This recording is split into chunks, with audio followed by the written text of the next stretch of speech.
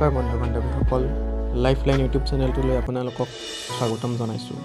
হয়, আজি আমি আলোচনা কৰিব ওলাইছোঁ যে মানুহে জীৱনত কৰা সকলোতকৈ ডাঙৰ ভুলটোৰ কথা। হয়, মানুহৰ জীৱনৰ প্ৰতিটো সময় সিদ্ধান্তৰ সময়। প্ৰতিটো খোজত দ্বিতীয়টো খোজৰ যিকোনো সিদ্ধান্ত কৰিবই লাগে আৰু সিদ্ধান্তই আমাৰ ওপৰত নিজৰ প্ৰভাৱ এৰি যায়। আজি কৰা সিদ্ধান্তই ভৱিষ্যতত সুখ আৰু দুখৰ নিৰ্মাণ কৰে। এইটো নহয় যে অকল আপোনাৰ বাবেই সুখ দুখৰ নিৰ্মাণ কৰিব, আপোনাৰ পৰিয়াললৈ আৰু আহি থকা পিঢ়িবিলাকলৈও।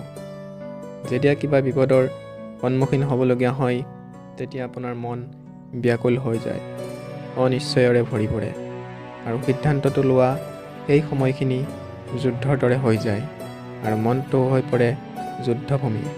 বেছিভাগ সিদ্ধান্ত আমি বিপদৰ উপায়ৰ বাবে নহয়, কেৱল আমাৰ মনটোক শান্ত কৰাৰ বাবে লওঁ। কিন্তু কোনোবাই দৌৰি থাকোঁতে আহাৰ গ্ৰহণ কৰিব পাৰে নেকি? নোৱাৰে। নে যুদ্ধ কৰি থকা মনটোৱে যোগ্য সিদ্ধান্ত ল'ব পাৰিব? বাস্তৱত শান্ত মনেৰে যি সিদ্ধান্ত কৰা যায়, তেতিয়া নিজৰ বাবে এটা সুখী ভৱিষ্যত নিৰ্মাণ কৰা হয়।